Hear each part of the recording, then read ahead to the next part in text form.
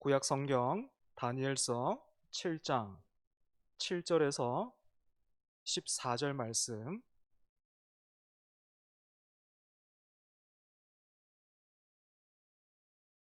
다니엘서 7장 7절에서 14절, 저와 여러분 한 절씩 교독하고 마지막 절은 같이 읽겠습니다. 다니엘서 7장 7절에서 14절입니다. 제가 먼저 7절 읽겠습니다. 내가 밤 환상 가운데에 그 다음에 본 넷째 짐승은 무섭고 놀라우며 또 매우 강하며 또 쇠로 된 큰 이가 있어서 먹고 부서뜨리고 그 나머지를 발로 밟았으며 이 짐승은 전에 모든 짐승과 다르고 또 10뿔이 있더라.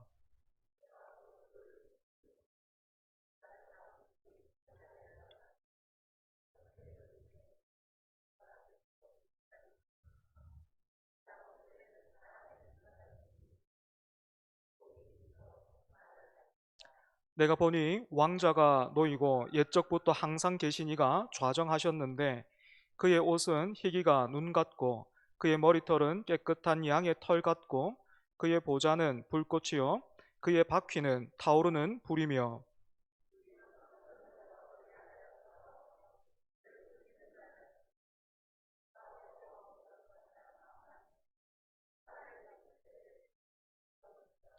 그때에 내가 작은 뿔이 말하는 큰 목소리로 말미암아 주목하여 보는 사이에 짐승이 죽임을 당하고 그의 시체가 상한 바 되어 타오르는 불에 던져졌으며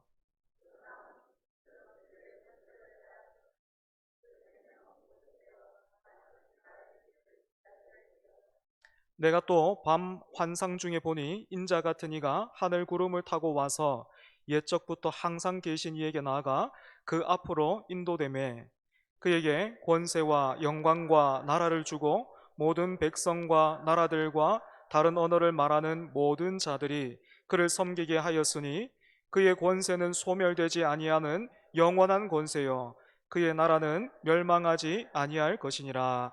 아멘. 예, 이 시간 말씀 듣기 전에 우리 청년부, 우리 청년들 나오셔서 하나님 앞에 특송하겠습니다.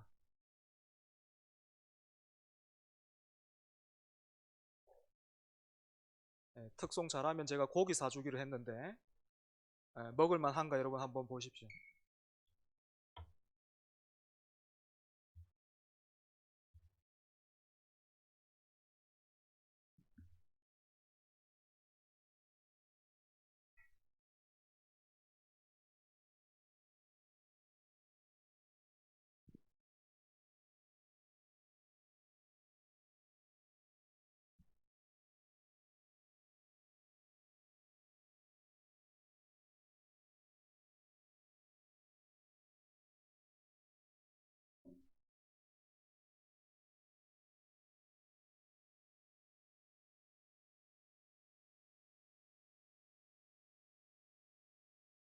먼저 인사드리고 그러도록 할게요.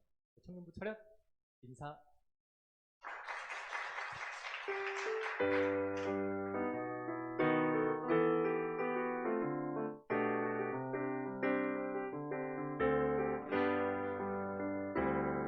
주를 찾는 모든 자들이 주로 말미암아 기뻐하고 즐거워하게 하시며 주의 구원을 사랑하는 자들이 항상 말하기를 하나님은 위대하시다 하게 하소서. 주를 찾는 모든 자들이 주로 말미암아 기뻐하고 즐거워하게 하시며 주의 구원을 사랑하는 자들이 항상 말하기를 하나님은 위대하시다 하게 하소서. 주는 나의 도움 나를 건지시느니 여호와여 지체 말고 내게 임하소서.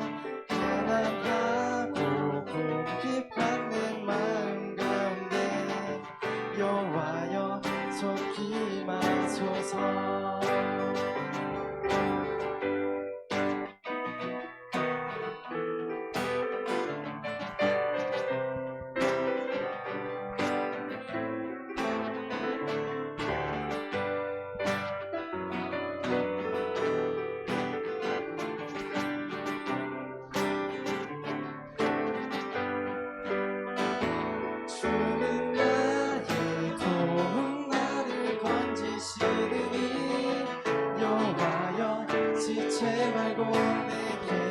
마소서 가난하고 궁핍한 내 마음 가운데 여호와여 속히 마소서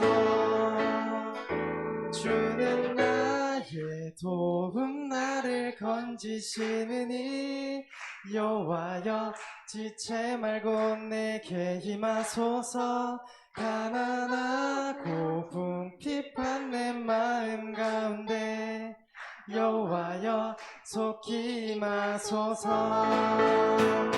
주는 나의 도움 나를 건지시느니 여호와여 지체 말고 내게 임하소서 가난하고 궁핍한 내 마음 가운데 여호와여 속히 임하소서 여호와여 속히 임하소서 여호와여 속히 임하소서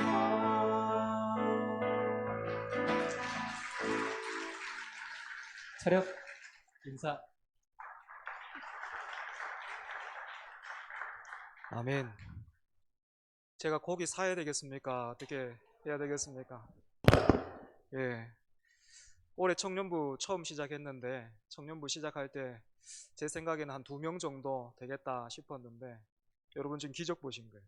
예. 우리 청년들 여러분 한 사람 한 사람 기억하시고 기도해 주시고 또 많이 예뻐해 주시기 바랍니다. 야가 누구 뭐 그렇게 보지 말고 보면 예뻐해 주시고 그렇게 축복해 주시고 그렇게 해주시면 감사하겠습니다. 우리 청년들 마지막에 여호와여 속히 임하소서 이렇게 찬양했는데 우리 벌써 마지막입니다. 낙심과 냉소를 넘어 참된 이김으로 라는 제목으로 강사 목사님 나오셔서 말씀 전해 주시겠습니다.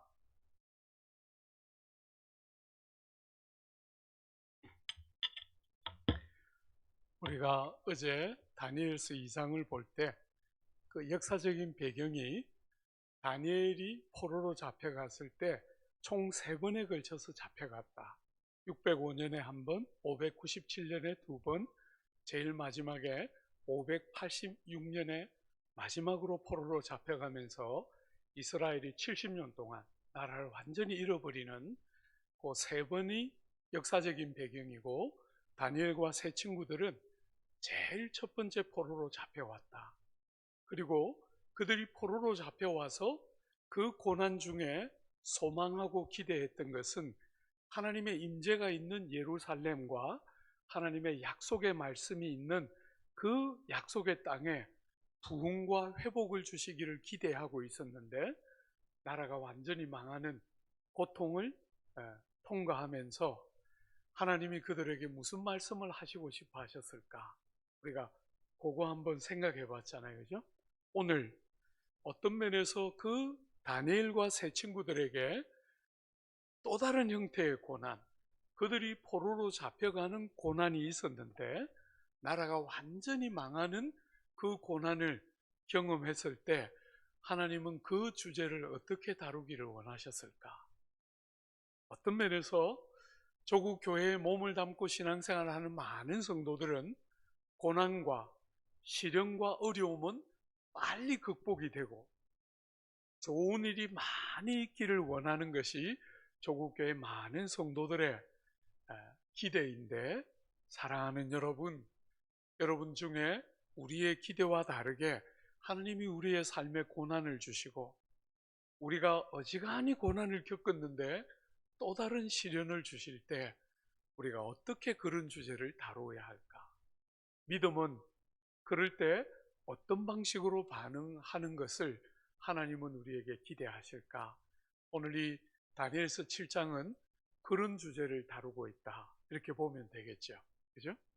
다니엘서 7장은 오늘 우리가 읽기는 일부를 읽었지만 사실은 7장이 전부가 하나이기 때문에 다 읽을 수가 없어서 짧게 읽었어요.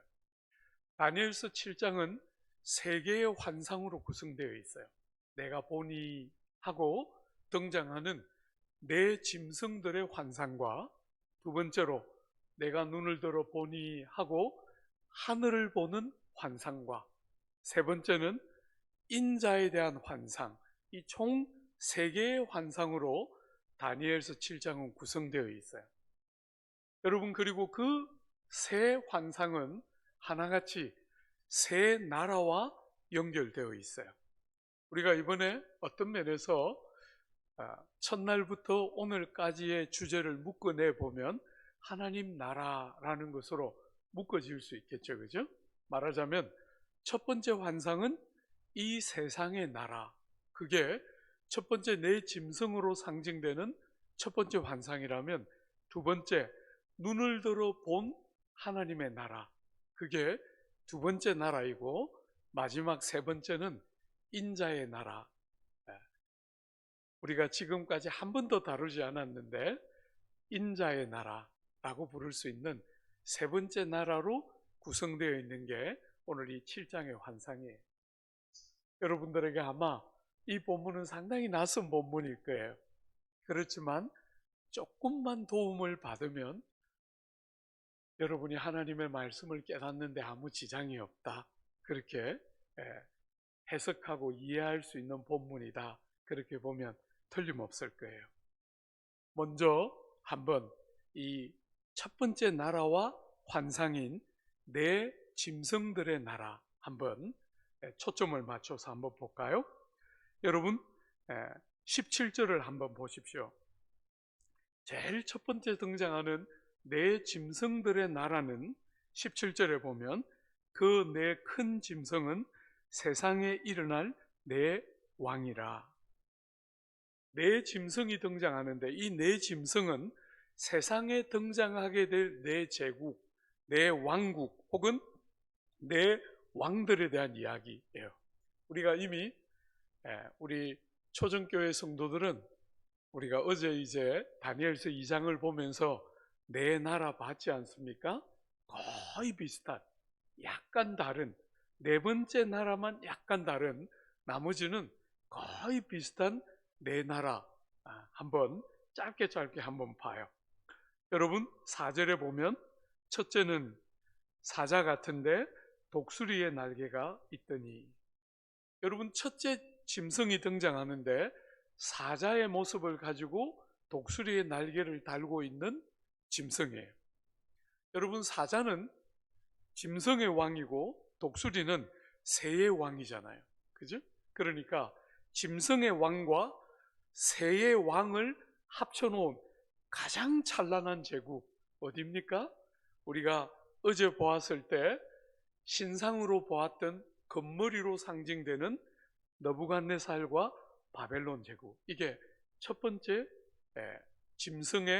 짐승으로 상징되는 나라예요, 그죠? 두 번째, 여러분 5절 한번 보세요. 또 보니 다른 짐승 곧 둘째는 곰과 같은데 그것이 몸 한쪽을 들었고 그 입에 잇사이는 새 갈빗대가 물렸다. 여러분 두 번째 나오는 나라는 어디였습니까? 메대와 바사 제국이었죠, 그죠? 그런데 발 한쪽을 들었어요.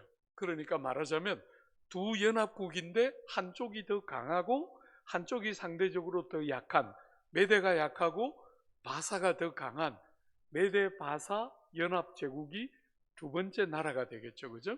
그 입에 물려있는 새 갈빗대, 메대 바사 제국이 멸망시킨 상징적인 세 큰 나라 리디아와 바벨론과 애굽을 멸망시켰는데 그 세 나라로 상징되는 새 갈빗대를 입에 물고 있는 두 번째 짐승.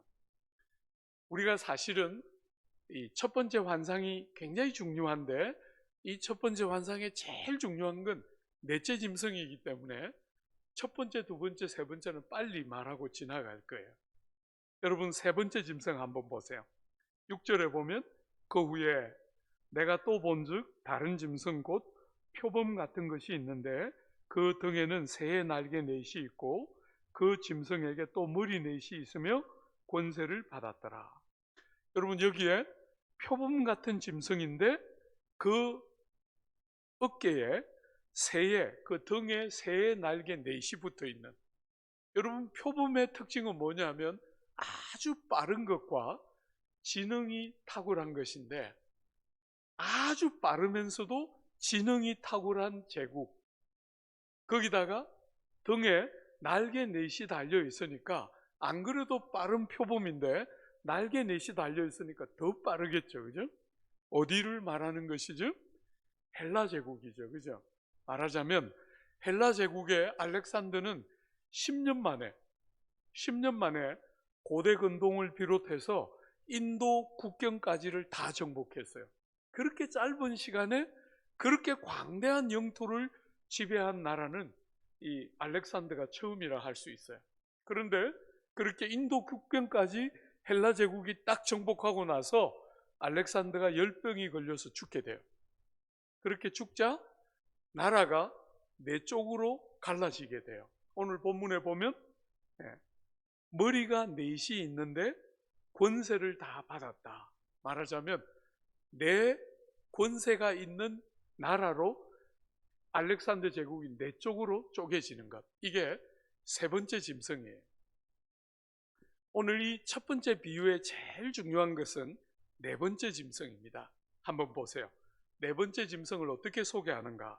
7절에 보니까 내가 밤 환상 가운데 그 다음에 본 넷째 짐승은 무섭고 놀라우며 또 매우 강하며 또 새로 된 큰 이가 있어서 먹고 부셔뜨리고 그 나머지를 발로 밟았으며 이 짐승은 전에 모든 짐승과 다르고 또 10뿔이 있더라. 여러분이 넷째 짐승이 지금 핵심이고 7장에 제일 많은 분량을 차지하는 게 넷째 짐승이에요. 앞에 있는 세 짐승은 우리가 조금 전에 본 본문 빼고는 7장에서 등장하지 않아요. 이 넷째 짐승이 제일 핵심이거든요. 한번 잘 보세요. 이 넷째 짐승은 어떤 특정한 짐승으로 표현되지 않아요. 그죠? 앞에 보면 사자라든지 또 곰이라든지 또 혹은 표범으로 상징됐는데 넷째 짐승은 어떤 짐승으로 표현되지 않아요. 그런데 이 넷째 짐승은 굉장히 강한 짐승이고 그 뿔이 10뿔이 있다는 거예요. 여러분 여기에 뿔이라는 거, 다니엘서 오늘 본문 같은 이 다니엘서는 묵시록이잖아요. 말하자면 계시록 같은 약간은 묵시의 글들이 주종을 이루고 있는 이 7장부터 시작되는 묵시의 글들은 상징성이 굉장히 중요한 해석을 하는 원칙이에요. 그러니까 뿔이 등장한다 할 때 뿔은 뭐예요? 뿔은 권세와 임금을 상징하는 거예요. 그리고 그 뿔이 몇 개? 10개가 등장하는 것은 권세와 힘을 가진 왕들이 10명 등장한다 이런 뜻이 아니고 10은 완전 숫자예요. 완전 숫자. 그러니까 상당한 정도로 많은 왕과 제국이 이 넷째 짐승의 시기에 등장하게 되는 거예요. 이해가 되십니까? 말하자면 셋째까지는 그냥 특정한 제국으로 상징되다가 넷째부터는 많은 제국과 왕들이 그 넷째 짐승으로 상징되는 시기에 등장하는데 그 10뿔, 말하자면 완전 숫자이기 때문에 정확한 수를 측량하기는 어렵지만 틀림없는 것은 한계가 있는 일정한 시기를 지나면 그때 이 넷째 짐승 중에 아주 중요한 하나가 등장하게 돼요. 한번 보세요. 8절입니다. 내가 그 뿔을 유심히 보는 중에 다른 작은 뿔이 그 사이에서 나더니 첫 번째 뿔 중에 셋이 그 앞에서 뿌리까지 뽑혔으며 이 작은 뿔에는 사람의 눈 같은 눈들이 있고 입이 있어 큰 말을 하였더라. 여러분, 이 넷째 짐승의 핵심은 10뿔이 아니고 그 10뿔이 등장하는 와중에 한 작은 뿔이 등장하는데 이 작은 뿔이 딱 등장하면 어떤 일이 일어나냐면 앞에 있던 세 뿔이 뿌리채 뽑히게 돼요. 이게 지금 무슨 말을 하고 싶어 하는 거예요? 왕이 하나 등장하는데 앞에 있던 세 왕이 뿌리채 뽑혀요. 이게 무슨 말이죠? 굉장히 강력한 힘을 가진 왕이 하나 등장한다는 거예요. 그래서 그 왕이 등장하면 앞에 먼저 있었던 왕 셋의 권세를 뿌리째 뽑을 만큼 굉장히 권세가 강한 왕 하나가 딱 등장하게 된다는 거예요. 이게 지금 오늘 저녁에 여러분과 생각해 보려고 하는 중요한 주제 중에 하나예요. 여러분, 다니엘은 꿈을 꾸고 꿈을 해석하던 사람인데 7장부터 등장하는 다니엘은 꿈을 해석하지 못해요. 자기가 본 환상을 해석하지 못합니다. 그래서 옆에 있는 천사의 도움을 받아 꿈을 해석하게 돼요. 한번 보십시오. 여러분, 19절에 보면 이 다니엘이 세 환상을 다 보고 그 세 환상 중에 제일 인상적이었던 네 번째 짐승에 대한 질문을 하게 돼요. 19절에 보면 이에 내가 넷째 짐승에 관하여 확실히 알고자 하였으니 곧 그것은 모든 짐승과 달라서 심히 무섭더라. 그 이는 쇠요 그 발톱은 노시니 먹고 부시어뜨리고 나머지는 발로 밟았으며 그것의 머리에는 10뿔이 있고 그 외에 또 다른 뿔이 나오매 세 뿔이 그 앞에서 빠졌으며 그 뿔에는 눈도 있고 큰 말을 하는 입도 있고 그 모양이 그의 동무보다 커 보이더라. 내가 본즉 이 뿔이 성도들과 더불어 싸워 그들에게 이겼더니.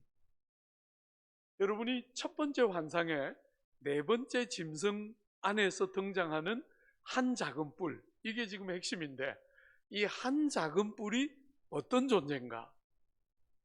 여러분이 지상에 있는 나라,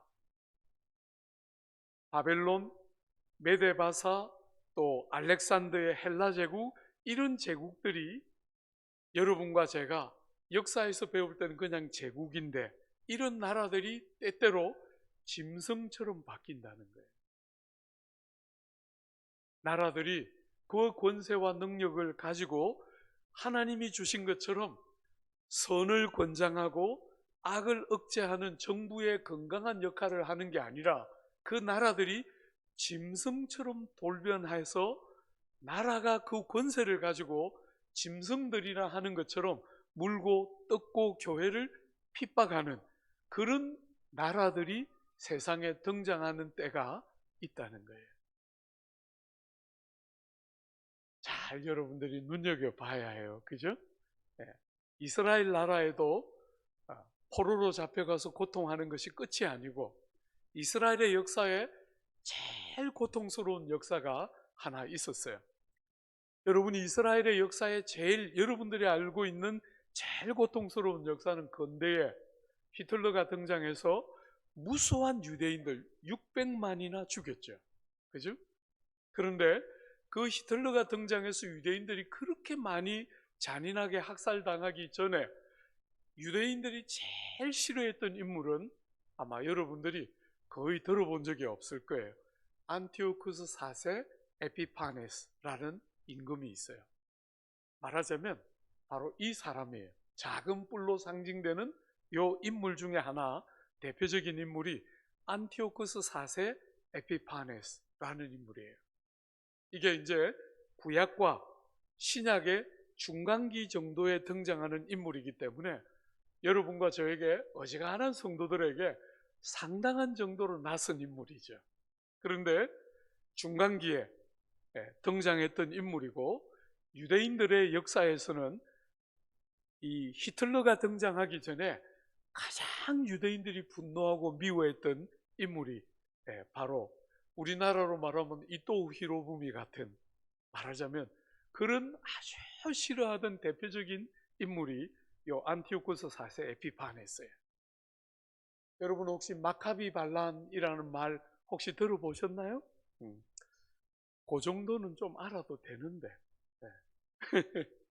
어쨌거나 그 마카비 반란이 있게 만든 장본인이 안티오쿠스 4세 에피파네스예요. 그 사람이 등장해서 하나님의 성전을 더럽히고 돼지를 잡아서 피를 하나님의 성전에 뿌리고 이방의 신상들을 만들어서 유대인들을 아주 좌절하게 만들었던, 그래서 마카비 형제들이 일어나서 성전을 회복하면서 피 흘려가면서 싸웠던 너무너무 고통스러운 역사 중에 하나가 그 안티오쿠스 4세 에피파네스라는 인물인데, 그 나타나게 될 인물, 말하자면 오늘 이 역사가 기록되고 있는 그 시절에 무려 한 300 몇십 년 더 후에 일어날 한 인물에 대한 이야기를 하고 있는 거예요. 사랑하는 여러분, 이 인물에 대해서 뭐라고 말을 하고 있는가 한 번만 더 주목해서 한번 보세요. 여러분, 25절에 보면 그 인물이 어떤 일을 하는가 하는 것에 한 절이 딱 포함하고 있는데 총 4가지가 나와요. 한번 보세요. 우리 25절 같이 한번 읽어볼까요? 25절. 그가 장차 지극히 높으신 이를 말로 대적하며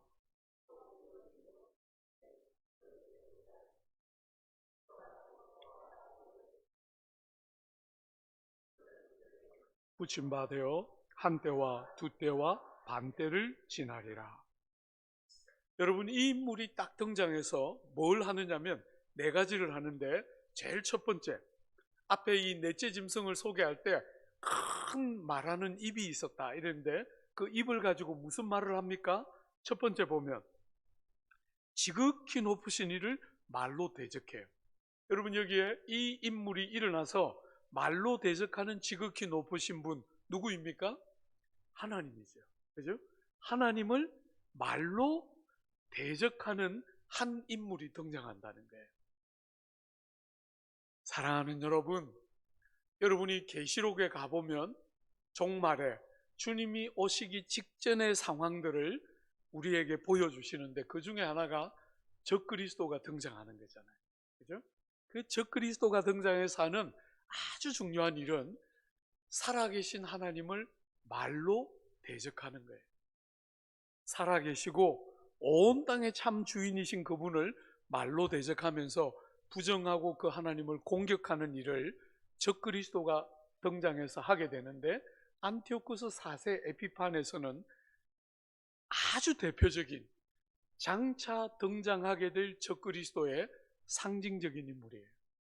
한국 사람들은 계시록을 해석할 때 적그리스도가 역사의 종말에 등장하는 한 특별한 인물이라고 생각하는데, 그게 아니고 역사 안에 그 나타날 적그리스도를 상징하는 상징적인 인물들이 대표적으로 안티오쿠스 4세 에피파네스, 초대교회에 누가 있습니까? 네로와 도미티안 황제. 근세 우리가 살아가는 이 시대에는 누가 있습니까? 히틀러와 스탈린과 공산주의 같은 이런 그룹들은 역사 안에서 반복적으로 나타났던 적그리스도의 대표적이고 상징적인 인물이라고 보면 틀림없어요. 그 적그리스도가 일어나서 세상의 권세를 가지고 나라의 치안을 유지하고 범죄를 예방하고 사람들이 건강하게 신앙생활을 할 수 있도록 도우는 게 정부의 역할인데, 그 역할을 가지고 뭐 하는 것입니까? 짐승으로 돌변해서 하나님을 대적하고, 두 번째로 뭐 합니까? 한번 보십시오. 또 지극히 높으신 이의 성도들을 괴롭게 할 것이요. 여러분, 하나님을 대적하는 그 적그리스도 같은 인물들이 등장해서 하나님을 대적할 뿐 아니라 성도들이 큰 핍박을 통과하게 된다는 거예요. 성도들을 못살게 굴고 성도들에게 핍박하는 적그리스도적인 인물이 등장한다는 거예요. 여러분이 신앙생활을 하는데 어떤 여러분의 친구들이 여러분에게 와서 저기 아주 신통방통한 교회가 생겼다. 그래서 여러분을 데려갔는데 그 교회를 가서 딱 앉았는데 목사님이 설교하면서 자기 교회에 오거든 자기들이 모이고 있는 그 교회에 포함되면 종말에 있게 될 최후의 고난과 큰 핍박을 면하게 해준다, 이렇게 말하면 아무 말도 하지 말고 그 집회 끝나면 빨리 초정교회로 다시 돌아와요. 네. 중앙교회로 다시 돌아와요. 그 교회 계속 다니면 안 돼요. 대표적인 이단들이에요. 이단들과 거짓된 교훈을 가르치는 자들이 자기들에게 속하면 종말의 큰 고난을 면하게 해준다고 약속하지만, 사랑하는 여러분, 성경은 절대로 그렇게 말하지 않아요. 여러분이 예수를 제대로 믿을 때 우리의 삶에 고난이 있습니다. 여러분, 우리가 예수 믿으면 고난을 다 면하고 좋은 일만 있는 것 절대로 아니에요. 여러분이 마태복음부터 요한계시록까지 신약의 어떤 본문이든지 간에 성도와 고난이라는 주제를 빼고 여러분은 성경을 읽을 수 없을 만큼 신약을 지배하는 제일 중요한 주제 중에 하나는 성도와 고난이에요. 여러분과 저의 삶에 우리가 예수를 아무리 잘 믿어도 우리의 삶에 고난이 있습니다. 여러분, 어느 교회를 갔는데 고난이 면해진다고 가르치면 보지 말고 그냥 나오면 돼요. 거기는 아주 위험한 곳이에요. 여러분이 신약 성경 가운데서 성도의 삶과 고난이라는 주제를 제일 주되게 다루는 신약의 본문 어디예요? 제가 이렇게 질문했더니 욥기 이렇게 말했어요. 욥기는 구약이잖아요. 그죠? 제가 드린 예제는 신약에서 성도와 고난이라는 주제를 다루고 있는 대표적인 성경 어딘가 이렇게 물었잖아요. 그죠? 어디예요? 이렇게 조용하니까 제가 기쁨이 샥 밀려오면서 이렇게 풍성하게 사는구나. 네. 성경 더 많이 읽고 더 가까이, 그죠? 여러분이 생각할 때 제일 신약의 성경 중에 성도와 고난이라는 주제를 제일 안 다루고 있는 본문 같은 본문이 어디 있어요? 요한계시록은 성도와 고난이라는 주제를 핵심적으로 다루고 있는 제일 중요한 신약의 본문이라 할 수 있어요. 앞일을 말하는 게 핵심이 아니고 고난을 통과하는 성도들을 위로하기 위해서 주신 말씀이기 때문에 고난이라는 주제를 제일 집중적으로 다루는 본문 중에 하나가 신약의 계시록이에요. 여러분, 하나만 더 생각해 볼까요? 이 본문의 흐름에서는 약간 빗나가는데 신약 성경에 여러분과 저에게 고난이 있다고 말할 때 그 고난이라는 주제를 다룰 때 늘 짝으로 등장하는 단어가 있어요. 성경은 참 재밌게도 여러분이 성경을 읽어보면 하나님의 말씀 안에 제일 중요한 주제가 어떤 면에서 사랑이라고 할 수 있는데, 사랑이라는 주제를 다룰 때 짝으로 늘 등장하는 단어가 뭐예요? 제가 어제 새벽에 힌트를 드렸죠? 사랑은 반드시 뭐와 함께 나온다고요? 벌써 다 잊어버렸어. 여러분, 사랑은 뭐가 늘 짝했죠? 죽음과 짝하고 있어요. 그죠? 사랑은 희생과 죽음이 없이는 할 수 없는 주제예요. 그런데 고난이라는 주제와 신약 성경이 고난이라는 주제를 다룰 때 늘 같이 짝하는 단어가 뭔지 아세요? 조금만 더 크게. 강사 목사님은 보고 있고 답은 해야 되겠는데 자신은 없고, 한 번만 더. 고난이라는 주제와 짝하는 단어가 뭘까요? 보통 한국 교회는 영광 많이 연결짓겨 생각하잖아요. 근데 성경 본문에 보면 고난이라는 주제가 등장할 때 늘 같이 나오는 대표적인 단어가 뭐냐면 기쁨이에요. 참 성경은 정말 기가 막힌 책이에요. 고난이라는 주제를 다루는데 기쁨이라는 단어가 같이 많이 나와요. 제일 대표적으로 야고보서에 사랑하는 형제들아, 여러 가지 시련을 당하거든 온전히 기쁘게 여기라, 이렇게 말했어요. 그죠? 온전히 기쁘게 여기라.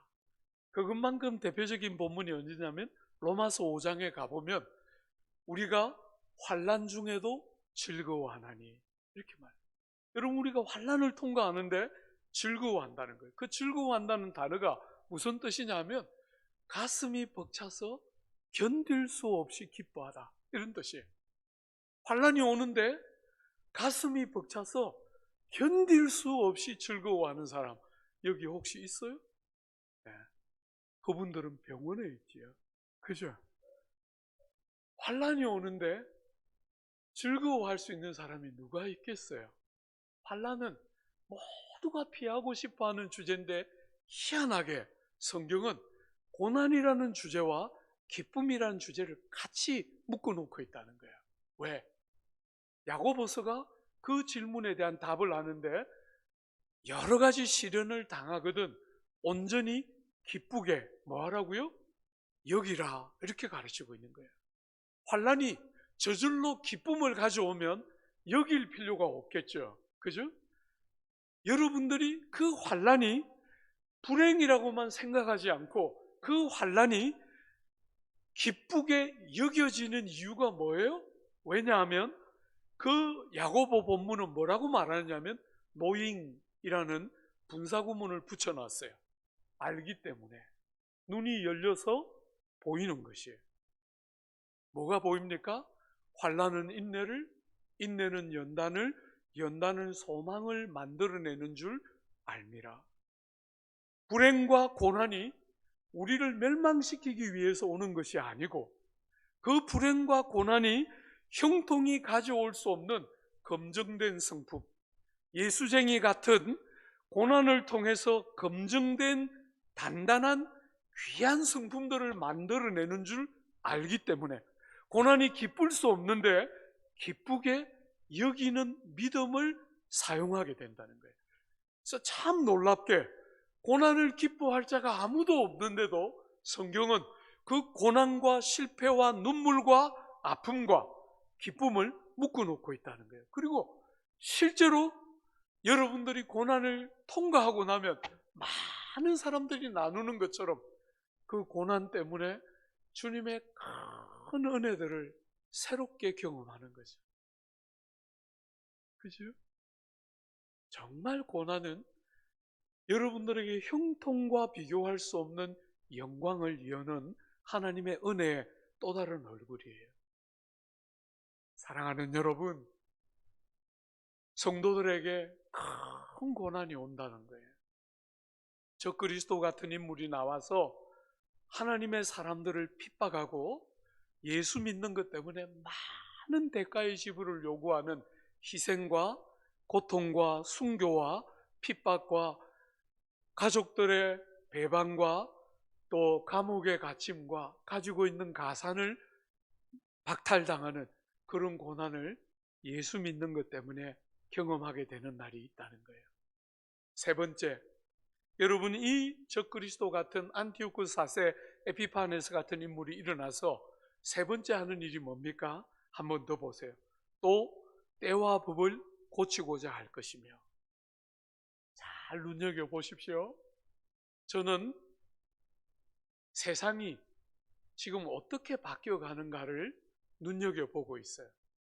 때와 법을 바꾸어요.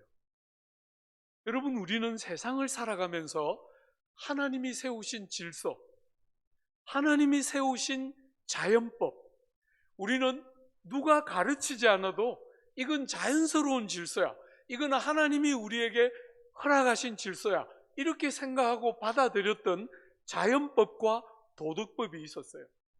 자식은 부모를 공경하고 부모는 자식을 사랑하고 남자와 여자를 하나님이 다르게 지으시고 우리가 그렇게 가르치지 않아도 사람들이 자연스럽게 받아들였던 법들이 있었는데 종말에 적그리스도의 인물들이 등장하면서 법과 질서를 뜯어고친다는 거예요.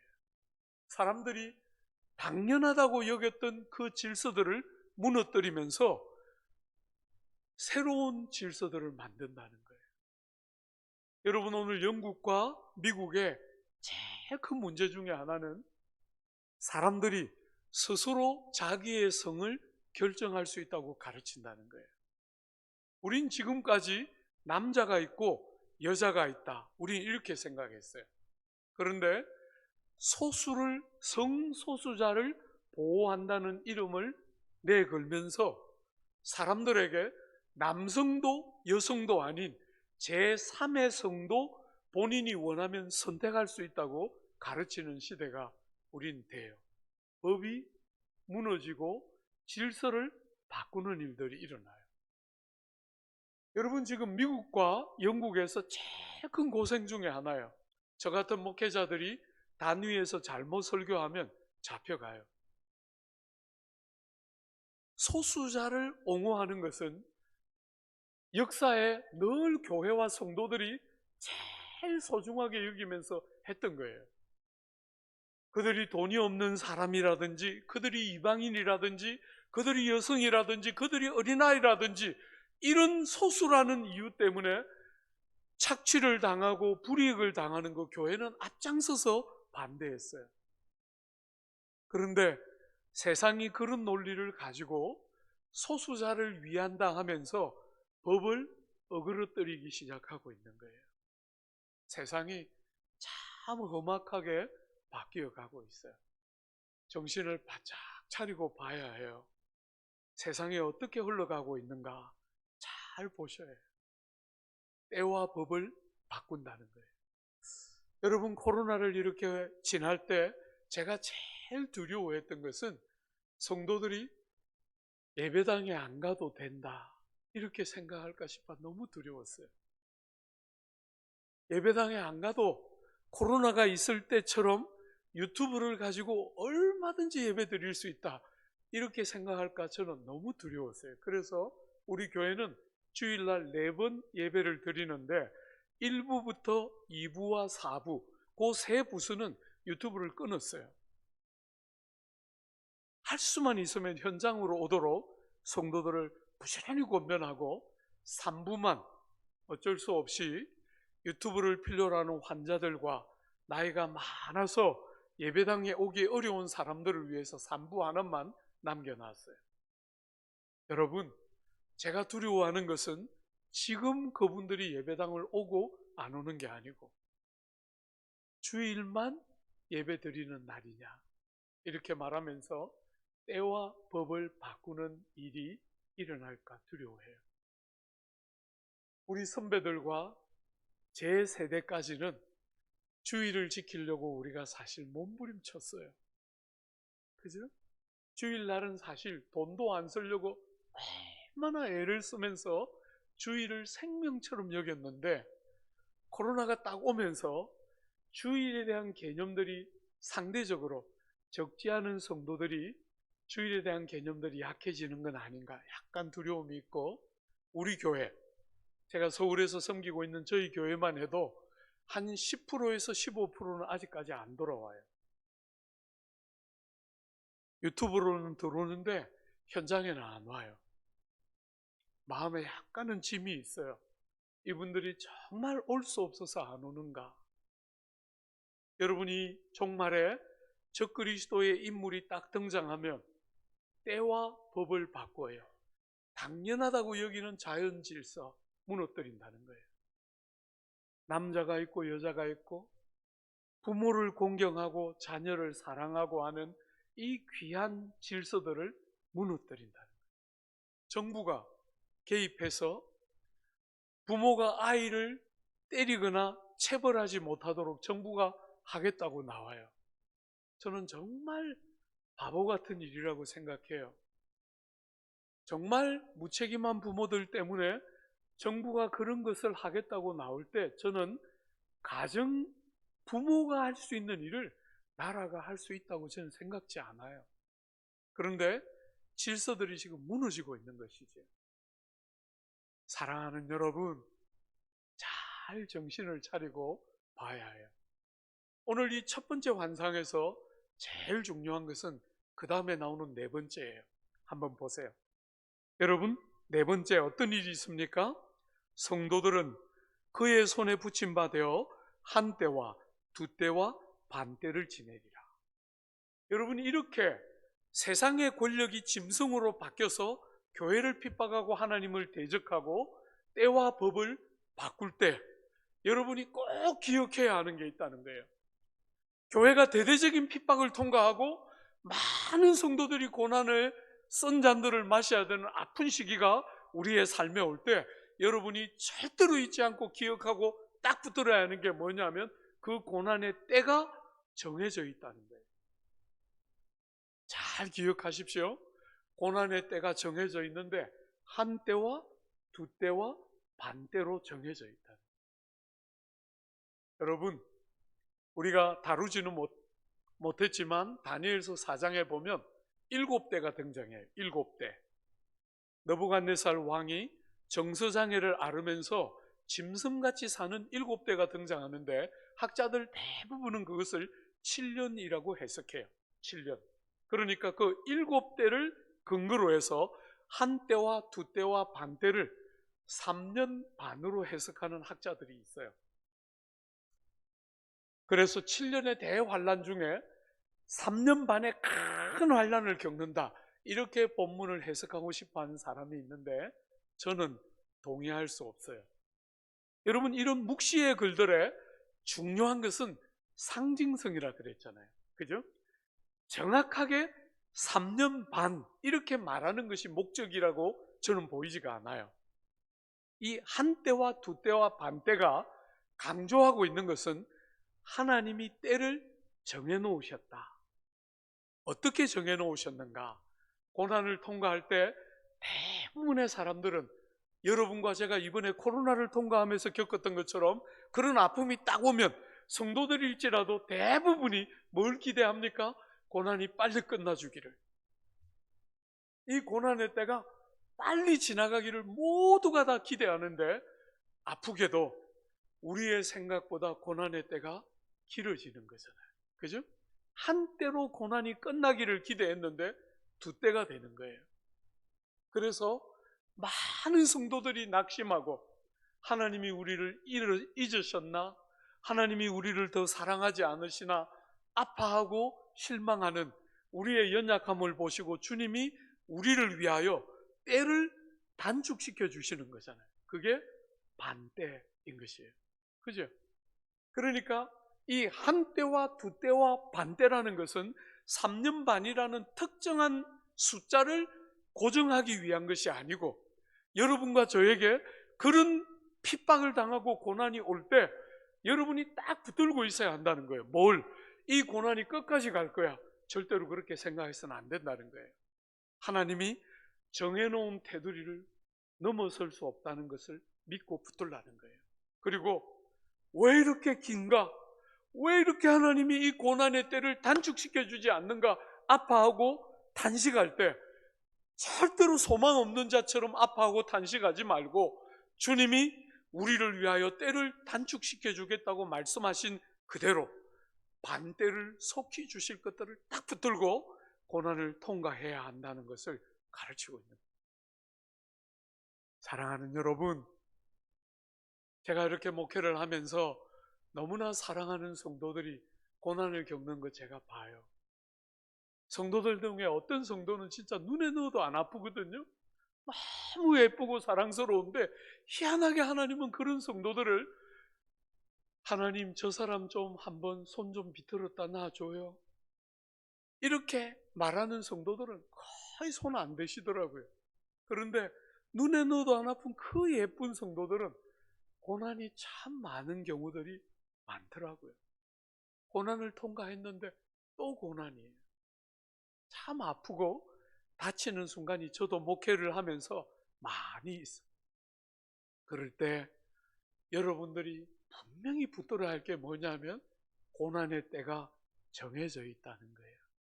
악한 것들이 마귀가 와서 여러분에게 하나님이 널 잊으셨어.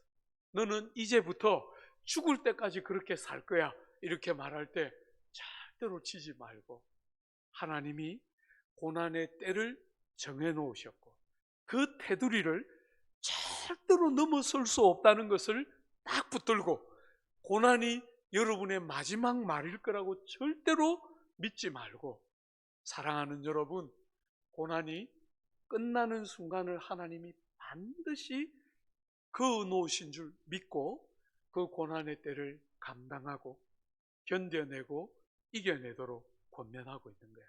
이게 오늘 이 7장이 첫 번째 환상이 주는 여러분과 저에게 주는 교훈 첫 번째예요.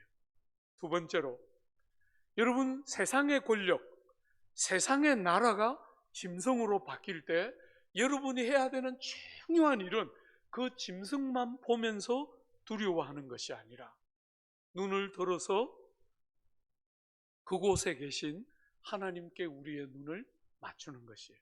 그게 두 번째 환상이에요. 한번 보세요. 9절입니다. 여러분, 땅에 짐승들이 그렇게 득실거릴 때 그 득실거리는 짐승 앞에 좌절하고 넘어지지 않고 눈을 딱 들어서 하늘을 보니까 그곳에 뭐가 보입니까? 9절에 내가 보니 왕자가 놓이고 옛적부터 항상 계시니가 좌정하셨는데 그의 옷은 희기가 눈 같고 그의 머리털은 깨끗한 양의 털 같고 그의 보좌는 불꽃이요 그의 바퀴는 타오르는 불이며 불이 강처럼 흘러 그의 앞에서 나오며 그를 섬기는 자는 천천히요 그 앞에 모셔 쓴 자는 만만이며 심판을 베푸는데 책들이 펴 놓였더라. 여러분, 눈을 딱 들어서 땅에 있는 짐승들에게서부터 눈을 떼서 딱 하늘을 보니까 그게 뭐가 있습니까? 왕이 앉아있는 보좌가 있어요. 왕이 앉아있는 보좌인데 그 왕에 앉아있는 보좌에 누가 있습니까? 옛적부터 항상 계시니 누굽니까? 땅을 만드시고 하늘을 지으시고 여러분과 저를 창조하시고 우리의 코에 생기를 불어넣어 주신 옛적부터 항상 계신 분이 그곳에 앉아 계시다. 이게 왜 중요합니까? 사랑하는 여러분, 고난을 통과할 때 많은 성도들이 세상 사람들처럼 좌절하면서 하나님은 어디 계십니까? 이렇게 묻는다는 거예요. 여러분, 제가 이 다니엘서를 열 때 1장 첫 번째 설교의 제목이 뭐냐면 거기 계시며 말씀하시는 하나님. 무수한 질문이 쏟아지던 시대에 하나님 어떻게 이런 일이 일어날 수 있습니까? 어떻게 이런 아픔이 우리의 삶에 허락될 수 있습니까? 무수한 질문들이 쏟아질 때 하나님이 변함없이 하고 있는 일이 뭡니까? 그곳에 계시며 말씀하시는 하나님. 주 안에 사랑하는 여러분, 어떻게 큰 고난이 여러분의 삶을 찾아오더라도 그분이 그곳에 앉아 계시다는 사실을 한 번도 의심함이 없이 주님이 안 보시니까, 주님이 안 계시니까 그런 일이 일어난다고 절대로 생각하지 말고 그분은 변함없이 그곳에 계시다. 우리는 왜 그런 고난을 주님이 허락하시는지 다 이해할 수 없어요. 우리의 능력과 우리의 관점 안에서 해석되지 않는 삶을 우리 이 땅을 살아가는 동안 때때로 겪어요. 그럴 때 여러분의 방식으로 다 해답을 찾으려고 하지 말고 하나님을 신뢰하는 것이죠. 그죠? 변함없이 그분이 그곳에 계시다. 그분이 통치하시기를 멈추었기 때문에 이런 불행이 일어나는 게 아니라 그분이 변함없이 그곳에 계시다. 이게 지금 두 번째 환상이 시작되면서 여러분과 저에게 하는 말이에요.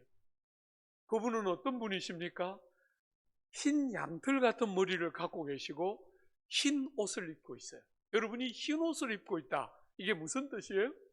거룩과 성결로 옷 입으시고 머리가 하얗다. 이게 무슨 뜻이죠?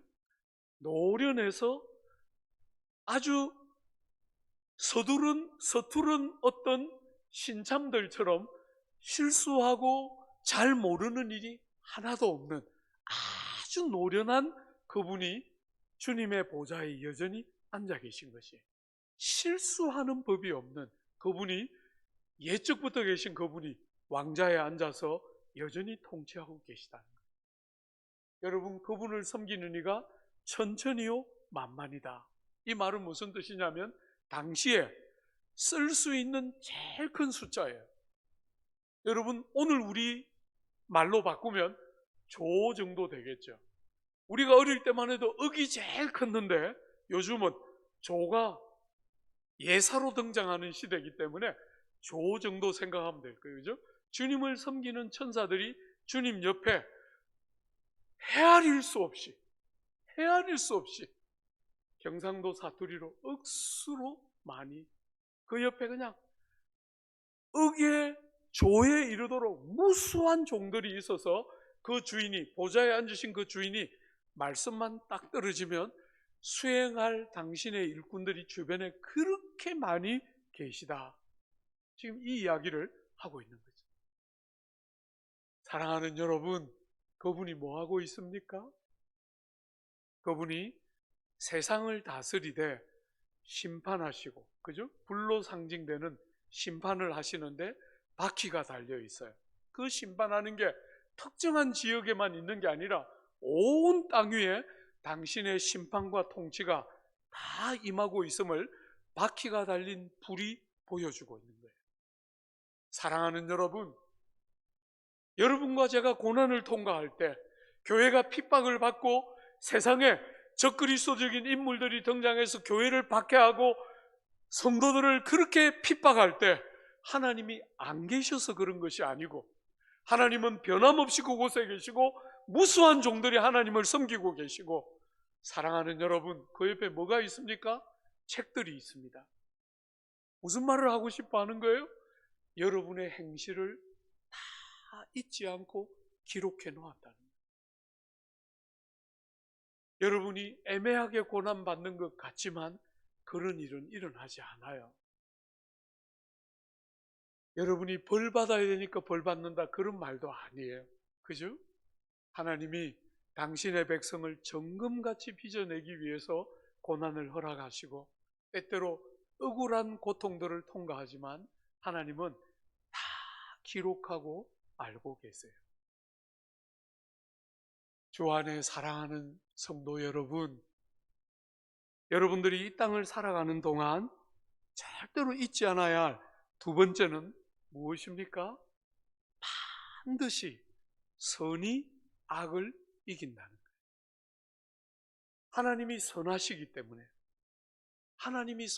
때문에 악이 세상을 지배하는 것 같고, 심지어 교회도 그 악을 이기지 못해서 성도와 이 적그리스도가 싸워서 적그리스도가 이기고 교회가 지는 것 같은 순간들을 만나기 때문에 많은 사람들의 양심이 다치고 성도들의 심령조차도 낙심하고 넘어지기 쉬운 시기들이 혹 올지라도 절대로 눈에 보이는 것 가지고 선하게 살아도 소용없어, 그렇게 말하지 말고 반드시 선이 이기는 순간이 있는 줄 딱 믿고 그 고난을 두려워하지 말고 선으로 악을 이기라는 거예요. 여러분, 제가 오늘 이 조국 사회와 전 세계의 변화를 지켜보면서 제 영혼 깊은 곳에 있는 두려움 중에 하나는 사람들이 어느 순간부터 선이 악을 이긴다고 생각지 않는다는 거예요. 결국은 악이 이긴다고 생각하고 사람들이 착한 일을 하고 바르게 살려고 하지 않고 그냥 적당히 타협하며 살려고 한다는 거예요. 하나님의 심판대 앞에 서서 눈물을 흘리면서 씨를 뿌리고 나면 때가 되면 반드시 하나님 앞에 거두게 되는 복된 날이 있다고 믿으면서 살았는데 어느 순간부터 거축이 탁 무너지면서 사람들이 하나님이 계시다고 믿기는 하지만 필요할 때는 쉽게 악과 타협하면서 믿음도 쉽게 내려놓고 세상과 타협하는 것을 두려워하지 않는다는 거예요.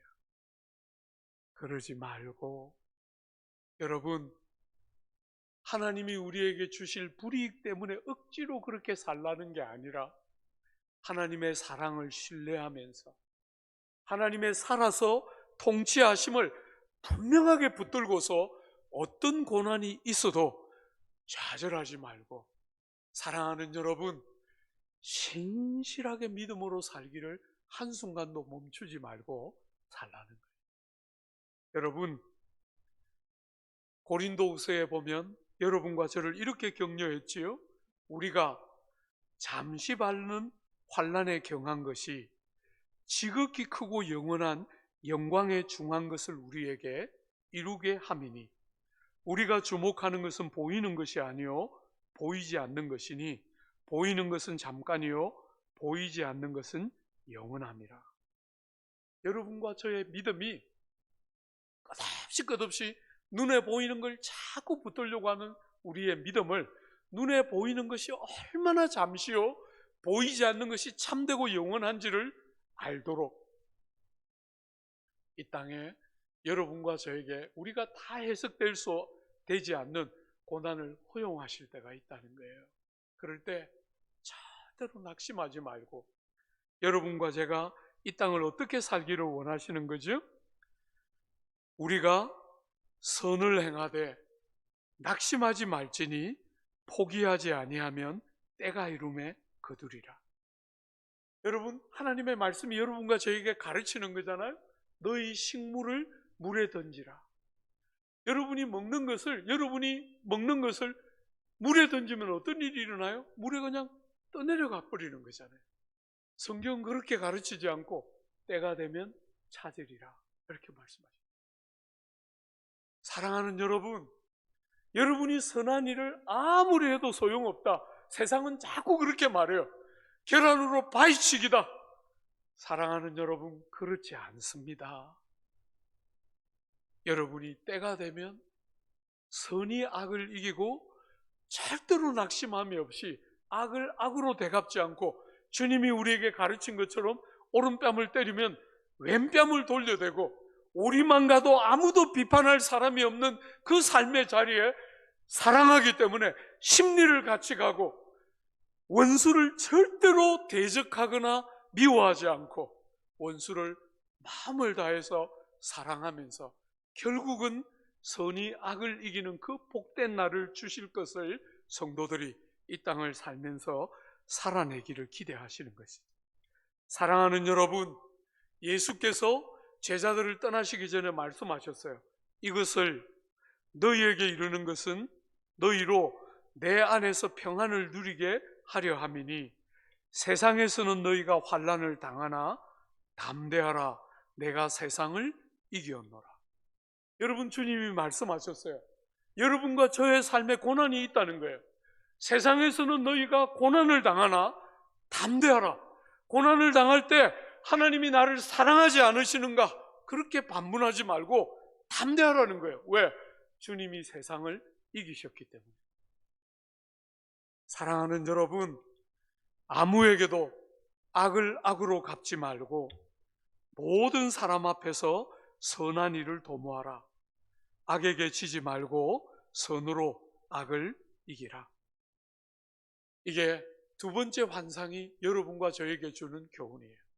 마지막 세 번째, 오늘 사랑하는 여러분, 이 귀한 환상은, 이 7장은 여러분과 저를 어디에 데려가는지 한번 잘 봐요. 저는 이 7장을 묵상하면서 목회자로서, 성도로서 정말 너무너무 행복했어요. 이 본문이 구약에 있다. 이 본문은 신약에 있어야 마땅할 것 같은 본문인데 이 아름답고 복된 본문이 구약에 있는 거예요. 그것도 나라를 빼앗기고 소망이 다 무너진 것 같은 다니엘과 세 친구들에게 이 다니엘서 7장을 주셨다. 얼마나 개인적으로는 감격스럽게 이 본문을 읽었는지 모르겠어요. 사랑하는 여러분, 세 번째 환상을 한번 보십시오. 여러분, 13절과 14절이 세 번째 환상이에요. 한번 보십시오. 같이 한 번만 읽어볼까요? 내가 또 밤 환상 중에 보니 인자 같은 이가 하늘 구름을 타고 와서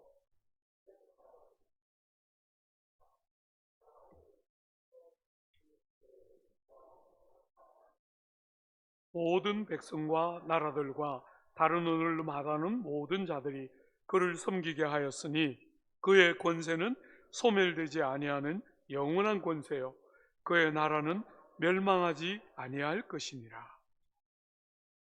사랑하는 여러분, 다니엘서 전체를 지배하는 핵심 주제는 오늘 본문 14절에 나오는 그의 나라는 영원한 나라요 멸망하지 아니할 것이다. 이게 다니엘서 2장부터 4장, 6장, 오늘 본문 7장까지 계속 반복되면서 등장하는 다니엘서 전체를 관통하는 핵심 주제예요.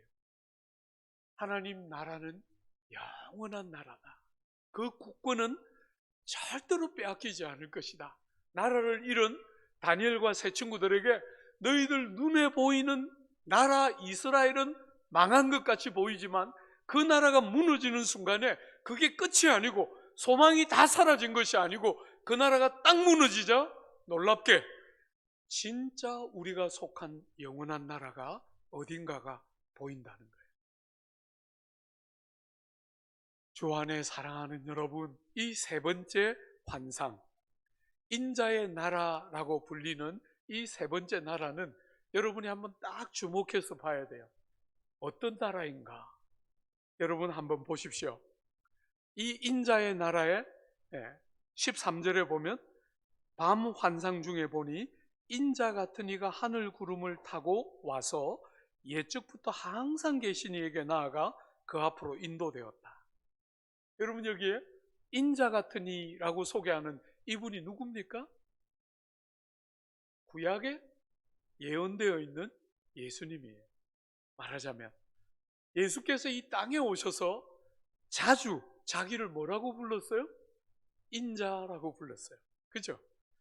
공중 나는 새도 둥지가 있고 여우들도 굴이 있는데 인자는 머리 둘 곳도 없다 할 때 그 인자예요. 말하자면 예수님이 당신을 지칭하실 때 인자라고 신약 성경에 자주자주 예수님은 당신을 인자라고 소개했는데 그 인자는 말하자면 다니엘서 7장에 등장하는 인자인 거예요. 사람의 몸을 가지고 이 땅에 오신 하나님의 아들. 그렇게 신성과 인성을 동시에 가지고 이 땅에 오신 당신의 아들 하나님이신 당신 자신을 상징적으로 말씀하실 때 자주 인자라고 인용하셨어요. 사랑하는 여러분, 이분이 구름을 타고 딱 등장하셨는데 그분에게 오늘 이 환상이 보여주는 그분이 등장해서 뭐합니까? 예측부터 항상 계신 분 앞에 가서 뭘 하지요? 14절 한번 보세요. 그에게 권세와 영광과 나라를 주고 모든 백성과 나라들과 다른 언어를 말하는 모든 자들이 그를 섬기게 하셨다. 여러분 여기에 그 어디에도 아마겟돈 전쟁 이런 건 없어요. 그런 거 등장하지 않습니다. 그죠? 그분이 딱 등장하자 그분은 구름을 타고 항상 계신 이에게 가서 왕권을 물려받습니다. 이게 성경이 다루는 주제예요. 교회를 핍박하고 일어나서 하나님의 백성들을 그렇게 괴롭히고 하나님을 향해서 나쁜 말들을 쏟아내던 그 작은 뿔 어떻게 됐습니까? 한 번만 더 보십시오. 여러분 11절 한 번만 보십시오. 세상 살아가면서 짐승들이 그렇게 득실거리고 세상의 권세들이 짐승으로 돌변했을 때 우리가 눈을 짐승에게로 맞추지 않고 그 눈을 하나님께로 딱 맞추었을 때 하늘의 그 영광들이 다 보이고 그분이 여전히 그곳에 계시다는 게 딱 깨달아지자 어떤 일이 일어났어요? 11절에 딱 보면 그때에 내가 작은 뿔이 말하는 큰 목소리로 말미암아 주목하여 보는 사이에 어떤 일이 일어났습니까? 짐승이 죽임을 당하고 여러분과 저의 눈이 그분께로 딱 초점 맞추어지자 짐승은 헛개비같이 사라지는 거예요. 우리가 어제 보았죠? 하나님 나라는 너무나 평범한 다듬지 않은 돌에 불과했는데 그 돌이 그 거대한 신상으로 상징되는 세상 나라를 발을 치자 여름 타작마당의 겨처럼 일순간에 온 세상 그 강성해 보이는 온 세상 나라들은 일순간에 다 무너져서 여름 타작마당의 겨처럼 바람에 불려 사라져서 흔적도 없어지고 돌만 온 땅에 가득하였다. 2장은 그렇게 말했는데 오늘 이 7장은 그분에게 우리가 눈을 딱 맞추고 초점을 맞추자 그렇게 떵떵거리면서 하나님을 대적하고 교회를 핍박하던 짐승은 주님이 우리 눈에 딱 들어오자 흔적도 없이 사라지고 멸망돼요.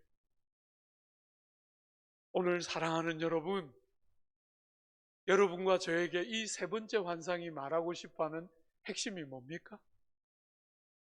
하나님 나라가 있고 인자의 나라가 있다, 이 말을 하고 싶은 게 아니고, 여러분이 인자의 나라가 중요한 것은 왜 중요합니까?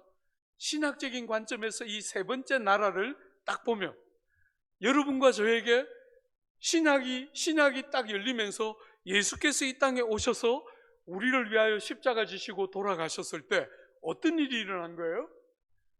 그 예수가 우리의 머리로, 예수가 우리의 머리시고 사랑하는 지체들이 그 예수 안에서 연합되고 연결되어서 함께 몸을 구성하는, 우리의 머리는 구주가 우리의 머리가 되시고 사랑하는 지체들과 함께 우리가 연결되고 연합되고 하나 되어서 너무 놀랍게 주님의 몸을 구성하면서 예수가 내가 되고 내가 예수가 되는, 우리가 신이 되는 것은 절대로 아니지만 주님과 우리 사이에 신령하고도 참된 연합이 일어나고 나와 사랑하는 지체 사이에 너무나 신령하고도 놀라운 연합이 일어나면서 하나 되게 하시는 영광, 예수와 우리가 하나이고 사랑하는 지체들과 우리가 하나인, 그게 뭡니까? 교회지요. 교회는 이렇게 산산조각으로 다 찢어지고 있는 세상에 연합되고 하나 되게 하심을 힘써서 지켜내는 정말 세상을 향한 하나님의 축복이 교회예요. 이렇게 불완전한 사람들이 모였는데 여러분과 제가 얼마나 불완전해요, 그죠? 우린 정말 많은 약점이 있는 존재들인데 그런 우리가 그리스도와 연합되고 지체들이 함께 연합되면서 하나 되어서 서로를 피부치처럼 받아내면서 사랑하기 때문에 희생하고, 사랑하기 때문에 세상처럼 높은 데 가서 다스리려고 안 하고 종이 되고 섬기고 이웃들을 나보다 더 귀하게 여기는 세상과 구별된 하나님, 이 땅에 이루어지고 있는 하나님 나라, 그게 교회예요. 이렇게 불완전한데 오늘 사랑하는 여러분, 이 세 번째 나라, 인자가 오셔서 영원한 나라를 아버지 하나님께로부터 받는데 그 나라를 누가 다스린다고 말하는지 한번 잘 봐요. 여러분, 본문 18절 한번 보십시오. 18절에 보면 그 세 번째 나라, 인자의 나라를 누가 다스리는가? 18절에 지극히 높으신 이의 성도들이 나라를 얻으리니 그 누림이 영원하고 영원하고 영원하리라. 사랑하는 여러분, 그 인자의 나라는 그분이 아버지께로부터 왕권을 받는 나라일 뿐 아니라 그분과 함께 여러분과 제가 왕노릇하는 나라가 인자의 나라. 고난을 통과하고 있는 교우들에게 세상의 권력이 짐승처럼 변해서 핍박하고 감옥에 넣고 가산을 다 박탈시키는 그 고통을 통과하고 있는 성도들에게 하나님이 환상을 주시면서 말씀하는 거예요. 너희들이 지금은 고난을 통과하고 핍박을 받는 것 같지만 결국은 세상 나라들은 때가 되면 다 바람에 나는 겨처럼 사라질 텐데 너희야말로 영원토록 존재하는 그 나라를 그분과 함께 영원토록 왕노릇할 존재는 너희들이다, 이렇게 말합니다. 저는 여러분들에게 말했죠. 여러분과 저는 국가대표급 죄인들이다. 제가 여러분들에게 말했잖아요. 전 정말 그렇게 생각해요. 안팎으로 골맞구나. 바깥으로도 곪고 안으로도 곪고 이쪽으로도 곪고 저쪽으로도 썩어서 정말 이렇게 악하고 무익한 종이 어딨나. 참 한 번씩 제 안에서 제 밖에서 너무너무 많이 보게 돼요. 그렇지만 절대로 낙심하지 않아요. 하나님이 그런 티끌 같은 우리를 어떻게 대하는지 알기 때문입니다. 사랑하는 여러분, 세상은 가진 돈을 가지고 사람을 평가하는데, 세상은 그의 신분과 지위가 뭔가를 가지고 사람을 평가하는데, 성경은 그렇게 말하지 않아요. 여러분이 지금 어떤 사람일지라도 그리스도의 모양과 형상을 따라 새롭게 하심을 입고 우리를 기다리는 결국이 그리스도와 함께 영원토록 왕노릇하는 존귀와 영광이 우리의 것이다. 사랑하는 여러분, 제가 성도들에게 부지기수로 가르쳐도 성도들이 안 믿는,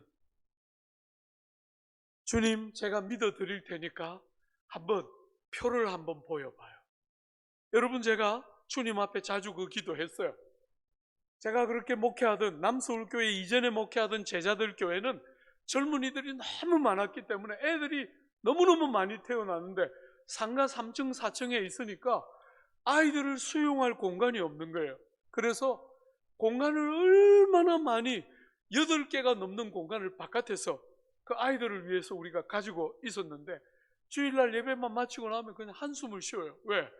너무 위험하니까.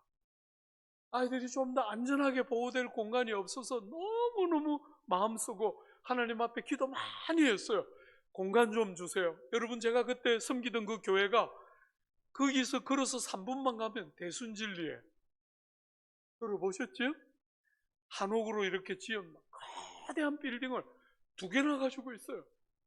그 교회에서 3분만 걸어가면 대순진리가 이쪽 길과 이쪽 길에 거대한 건물을 2개나 갖고 있는데 제가 하나님 앞에 기도했어요. 하나님, 이런 것들도 이렇게 큰 거 주면서 왜 우리는 아이들 마음껏 키울 수 있는 공간도 하나 안 주십니까? 제가 하나님 앞에 그렇게 기도했어요. 주님이 놀랍게 남산에 저를 데려가셔서 말씀하셨어요. 얘야, 저 밑에 거 다 너 거야. 네. 제가 말씀드렸어요. 주님, 저는 욕심이 그렇게 많지 않습니다. 저거 다 안 주셔도 되니까 우리 아이들 안전하게 교육시킬 작은 공간 하나만 주세요. 아무리 기도해도 안 주시더라고요. 사랑하는 여러분, 주님 앞에 제가 자주 아랬어요. 나는 욕심이 그렇게 많지 않습니다. 그냥 소박한 공간 하나만 주시면, 저 남산 밑에 보이는 공간 다 안 주셔도 되니까 소박한 공간 하나만 주세요. 믿음 있는 것처럼, 겸손한 것처럼 부지런히 그렇게 아랬는데 어느 날 보이더라고요. 주님 무슨 말씀을 하고 싶어 하는지가 보이더라고요. 사랑하는 여러분, 공간을 주는 것은 하나님께 식은 죽 먹기예요. 근데 하나님이 정말 힘든 게 뭐예요? 믿을 줄 모르는 어리석고 완악한 여러분과 제가 하나님을 신뢰하고 삶의 어떤 자리에서도 하나님을 인정하며 사는 게 뭔지를 도저히 배울 줄 모르는 이 미련하고 어리석은 우리가 삶의 어떤 순간에도 하나님을 신실하게 붙들고 의지하는, 믿음을 사용하는 당신 백성 되기를 기대하는, 그렇게 하나님을 신뢰하면서 한 걸음을 딱 내딛기를 원하는데 끝없이 그 자리에 못 가는 거예요. 유학 갔는데 사랑하는 동생들이 그렇게 돈을 보내줘서 그 많은 동생들의 사랑에 덧입어서 유학을 갔는데, 여러분, 동생들은 애써서 보내줬지만 저는 조금 지나니까 통장에 바닥이 다 났어요. 통장에 돈이 거의 다 떨어져서 하나님 앞에 기도했어요. 하나님, 돈 좀 주세요. 다른 사람들이 그렇게 많이 간증했던 돈 저도 한번 줘봐요. 간절히 기도했어요. 주셨겠어요? 안 주셨겠어요? 안 주셔요. 안 주십니다. 부흥사들은 받았다고 다 간증했는데 나는 기도하니까 안 주시더라고요. 그래서 제 주특기, 제 18번, 그럴 때마다 날 도지는 병, 제가 하나님 앞에 기도했어요. 씨가 다릅니까? 왜 누구는 주고 왜 누구는 안 주십니까? 제가 하나님 앞에 날 도지는 병이에요.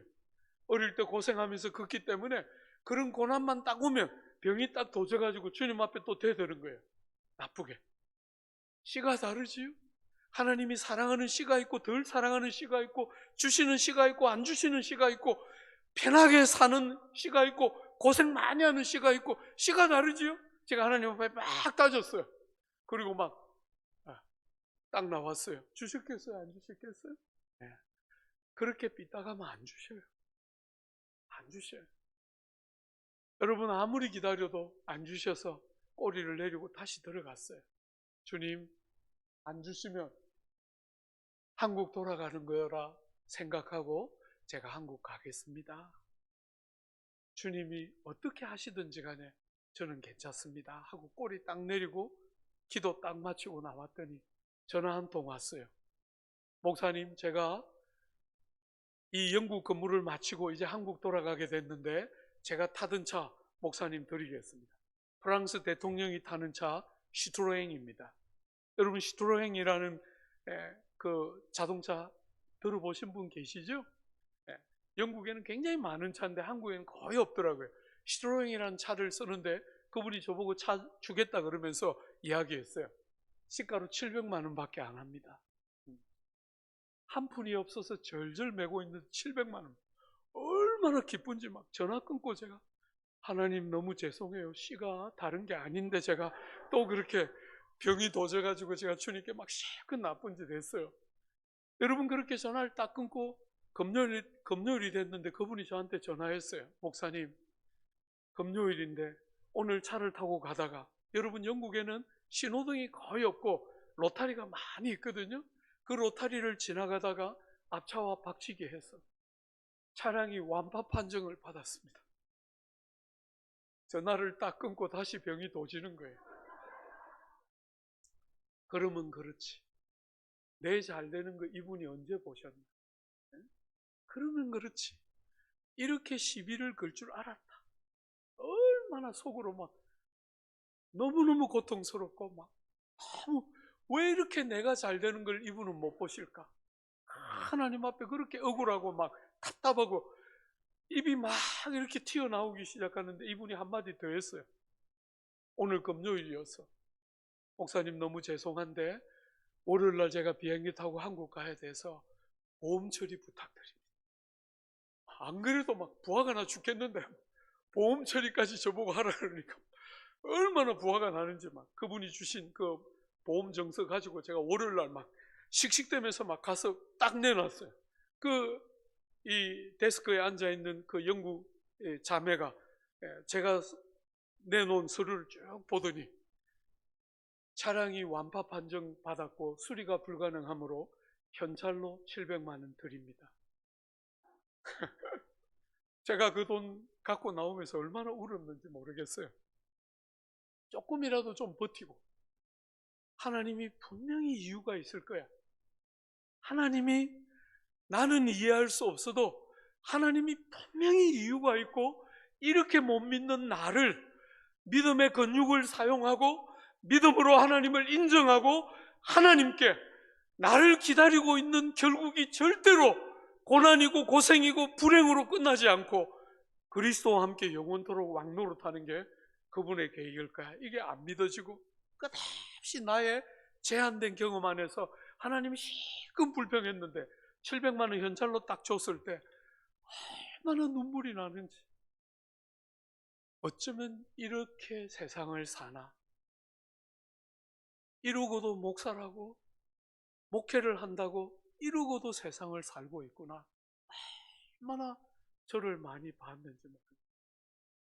여러분 그렇게 기도해도 공간을 안 주시던 하나님이 어느 날 딱 깨닫고 나보고 하나님을 믿는 근육을 길러내라고 말씀하시는구나. 믿음이라는 게 도깨비 방망이를 두드리는 것처럼 원하면 그냥 주시고 원하면 그냥 주시는 게 아니고 어떤 삶의 자리를 가도 하나님을 기대하고 하나님을 신뢰하는 결정적인 순간에 근육이 만들어져 있어야 힘을 쓸 수가 있는데 끝없이 믿지 못하고 끝없이 하나님을 대적하고 거스르던 우리의 삶에 주님을 믿음 안에서 인격적으로 신뢰하는 하나님의 사람으로 우리를 빚기를 원하시는 아버지가 내 믿음의 근육을 연단시키고 있구나 하는 게 딱 보이니까 어느 날 그 교회에 고등학교 교장 선생님 부인이 우리 교회를 와서 등록한 거예요. 제가 그 학교를 지나다니면서 얼마나 기도했는지 몰라요. 하나님 학교 주세요. 나는 대궐같이 큰 교회 하고 싶은 사람이 아니고 우리 자녀들을 기댈 수 있는 안전한 공간이 필요하니까 학교 주세요. 학교 안에 들어가서 교회하고 싶으니까 학교 주세요. 그렇게 기도했는데 그 교장 선생님 사모님 등록한 거예요. 우리 교회. 그리고 석 달 정도 지났을 때 그분이 저보고 말씀하셨어요. 목사님, 아이들이 너무 위험해서 마음이 아픈데 혹시나 우리 남편이 교장 선생이신데 남편이 교장으로 섬기고 있는 그 학교에 혹시 들어가서 예배하실 생각은 없습니까? 없기는요. 얼마나 오래 기도했는데 정말 눈물이 나더라고요. 근데 전혀 티 안 내고 한번 생각해 보겠습니다 하고 돌려보내놓고 날듯이 기뻤어요. 그리고 그 학교에 들어가서 제가 그 교회를 떠나기 전까지 8년 동안 그 교회에서, 그 학교에서 우리 교회가 예배 드렸고, 제가 떠난 이후에 10수년 동안 코로나가 오기 전까지 그 교회를 거의 20년 조금 못 되는 세월 동안 그 학교를 썼어요. 하나님이 문제를 풀면 문제는 문제가 아닌데 문제가 뭡니까? 여러분, 제가 못 믿는 거예요. 우리의 인격을 절대로 손상시키지 않고 여러분이 깨닫고 깨달은 마음으로 하나님을 인정하고 하나님을 사랑하고 하나님을 의지하는 믿음의 고백과 그 삶을 그렇게 원하기 때문에 우리의 삶에 해석되지 않는 순간들을 주시는데 우리는 끝없이 우리의 경험의 테두리 안에서 불평하고 억울해하고 원망하고 끝없이 믿음의 근육을 제대로 연단시키는 그런 일은 없고 힘을 써야 되는 결정적인 순간에 반복해서 넘어지는 어리석은 일들 하지 말고 눈을 딱 주님께 맞추고 우리를 낙심시키는 고난과 실패와 아픔이 우리의 삶을 찾아올 때 절대로 낙심하거나 냉소에 빠지지 말고, 제가 이렇게 조국 교회를 다니면 조국 교회 구석구석을 흐르고 있는 냉소를 느껴요. 믿음으로 산다고? 그러면 된다고? 성도들조차도 깊은 내면에 좌절이 있어요. 목사님, 믿음으로 살았는데 안 됩니다. 사랑하는 여러분, 그럴 때 몇 걸음만 더 가요. 믿음으로 살았는데 안 되는 것 같을 때 낙심치 말고 냉소에 넘어지지 말고 하나님의 시간이 될 때까지 기다리는 거예요. 그죠? 그럴 때 하나님이 너무너무 신실하게 여러분과 저의 삶에 구주가 이미 이겼기 때문에 예수가 십자가에 달려 죽은 것으로 복음이 끝나지를 않고 다시 살아나셔서 하나님 보좌 우편에 앉아 계시고 우리를 위하여 성령을 보내주시는 것까지가 복음이기 때문에 반드시 우리는 약하지만 우리는 이렇게 자주 넘어지고 실패하지만 포기하지 않고 우리를 기다리시는 아버지의 신실한 사랑 때문에 이김이 우리에게 틀림없이 주어지는지 딱 믿고 낙심하지 않고 신실하게 믿음으로 살아서 그분의 때에 우리의 삶에 주시는 참된 이김, 세상이 말하는 얄팍한 잘됨이 아니라 세상의 슬픔이 뭔지도 알고 실패의 아픔이 뭔지도 알고 세상의 질고와 눈물이 뭔지도 아는데 그 슬픔과 세상의 질고 앞에 지지 않고 예수 안에 있는 참된 이김이 뭔지를 아는 신실한 하나님의 사람들, 여러분의 삶이 되고 여러분의 교회가 되는 복된 영광 많이 여러분에게 교회 위에 부어주시기를 기대하고 축복합니다. 우리 같이 한번 기도할까요? 사랑하는 여러분, 하나님 앞에 우리 입술을 벌려서 한번 고백합시다.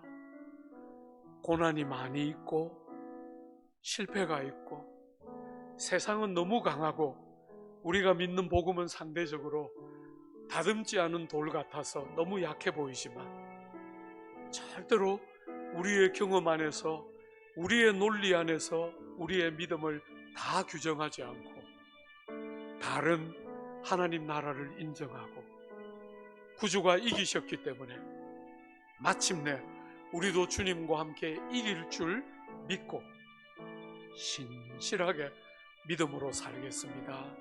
범사에 하나님을 인정하며 살겠습니다.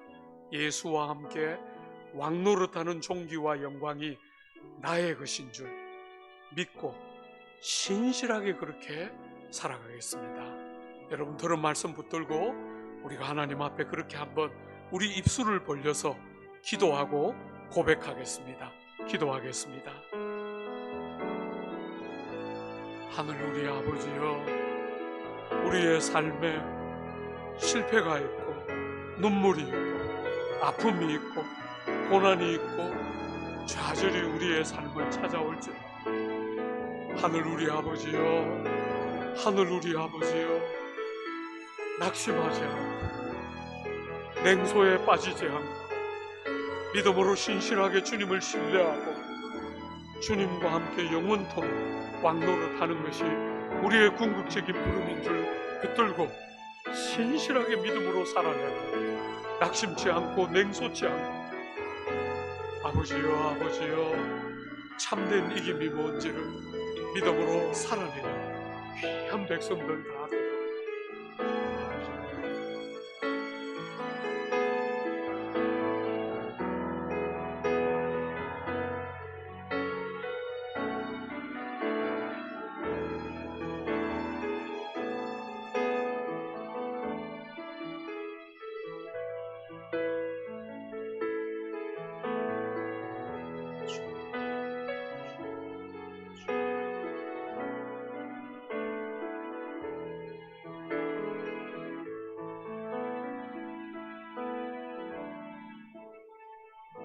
살아계신 하나님, 고마우신 하나님, 하나님의 돌보심과 그 은혜가 얼마나 크고 또 얼마나 세밀한지요. 사랑하는 우리 초정교회, 참 어려운 시간 많이 보냈는데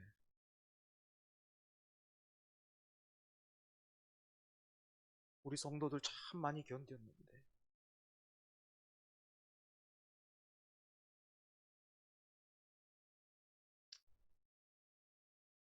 때가 되어서 말씀을 통해서 은혜 주시니 감사합니다. 하지만 하나님, 말씀 앞에서 여전히 부족하고 민망한 우리의 모습을 확인합니다. 할 수 있는 일이 있다면 뭐 좀 해주십시오. 어떻게 좀 해주십시오. 여전히 그러고 있는 우리의 모습들을 확인합니다. 하지만 오늘 밤 말씀을 통해서 우리의 고백을 바꾸어 주셔서 감사합니다. 주여, 내가 믿나이다. 믿음 없는 나를 도와주소서. 주여, 우리가 믿나이다. 믿음 없는 우리를 좀 도와주십시오. 그래서 우리가 주님 바라보게 하여 주시고 그 영원한 나라, 멸망하지 않는 그 나라, 그 권세, 우리 주 예수 그리스도 바라보고 믿음으로 걸음걸음 살아가는 우리 모두 되게 하여 주시옵소서. 분명히 넘어지겠지만 또 넘어지겠지만 그럼에도 불구하고 우리 주님 여전히 승리하신 그 주님 우리가 바라보고 다시 일어나 털어버리고 계속해서 믿음의 걸음 걸을 수 있는 우리 모두 되게 하여 주시옵소서. 우리가 아니라 하나님이 살아계시기에, 우리가 아니라 우리가 주님의 몸된 교회기에 주님으로 인하여 우리를 기대합니다. 주님으로 인하여 우리 교회를 기대합니다. 주님 빚어주시고 사용해 주시고 새롭게 해주시고 예배가 살아나게 하여 주시고 말씀의 공동체 되게 하여 주시옵소서. 예수님 이름으로 기도합니다. 아멘.